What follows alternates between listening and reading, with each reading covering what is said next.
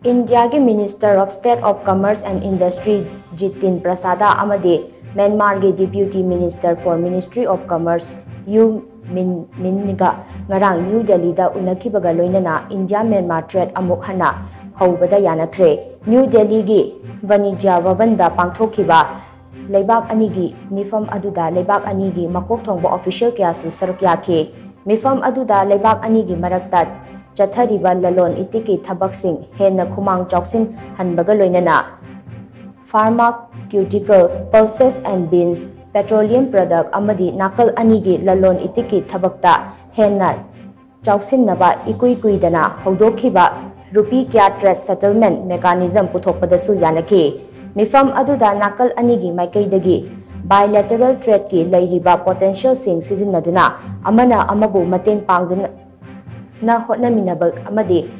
kangfalgi lambida trade amuk hanna hingat hannaba thabak sing lokhatpadasu yanaki hari